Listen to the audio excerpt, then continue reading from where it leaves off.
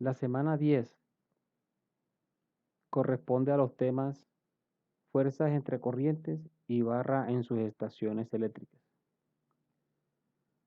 Fuerza sobre una partícula. Las corrientes eléctricas que circulan sobre hilos conductores próximos ejercen una influencia mutua de origen magnético que modifica sus magnitudes y propiedades. Cuando una carga en movimiento penetra un campo magnético estático y uniforme, experimenta una fuerza cuya dirección viene dada por el producto cruz del vector velocidad por el vector del campo magnético. La velocidad y el campo magnético son ortogonales. La carga describe un movimiento circular mientras se encuentra del campo magnético que retoma el movimiento rectilíneo al salir de dicho campo. Fuerza sobre un elemento de corriente. La fuerza que ejerce el campo magnético sobre la carga en movimiento del elemento resulta una fuerza lateral sobre la carga. Fuerza entre dos elementos de corriente. De la misma forma que ocurre con una carga en movimiento en un campo magnético uniforme, la fuerza que se produce en un par de conductores paralelos que transportan corriente se debe al campo magnético que origina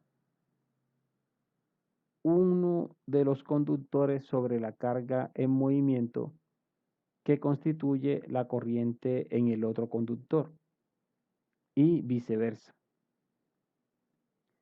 Si la corriente viaja en el mismo sentido en ambos conductores, el campo magnético se produce cada conductor incide sobre el otro, de tal forma que la fuerza resultante entre los dos conductores es de atracción, y si la corriente entre los conductores es de sentido opuesto, el campo magnético que produce un conductor da como resultado una fuerza de repulsión sobre el otro que trata de separar los conductores.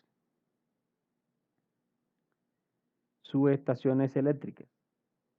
Es una implementación de un nodo del sistema, formada por un conjunto de equipos empleados para redireccionar el flujo de potencia.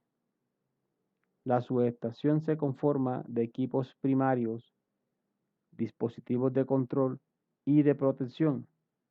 Hay dos tipos de subestaciones convencionales o aisladas en aire y una encapsulada o aislada en SF6, GIS. Los equipos de patio más importantes son interruptores, seccionadores, transformador de potencia, transformadores de tensión y de corriente, descargadores de sobretensión, barrajes y aisladores. Barras en una subestación, barras de subestaciones eléctricas. Son el conjunto de conductores eléctricos que se utiliza como conexión común de los diferentes circuitos que constituyen una subestación. En una subestación se puede tener uno o varios juegos de barras que agrupen distintos circuitos en uno o varios niveles de tensión o voltaje, dependiendo del propio diseño de la subestación. Las barras colectoras están formadas por conductores eléctricos, cadenas de aisladores que sirven como elemento aislante eléctrico y de soporte mecánico del conductor. Conductores y herrajes sirven para unir distintos tramos de conductores y para sujetar el conductor al aislador.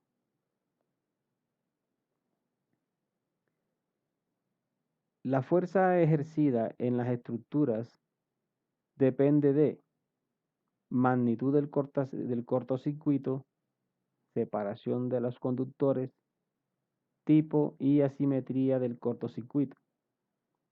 Este fenómeno físico se interpreta mediante la ley de Biot-Savart.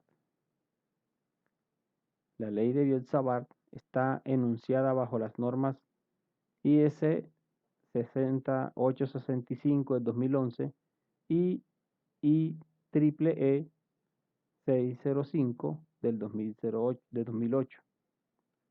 Estas normas nos muestran unos parámetros de entrada y unos de salida, teniendo en cuenta las formas que presentan para los dimensionados eléctricos. Las metodologías calculan la fuerza de tensión sobre la estructura durante y después del cortocircuito. Adicionalmente, calcula el desplazamiento máximo horizontal y la distancia mínima entre conductores.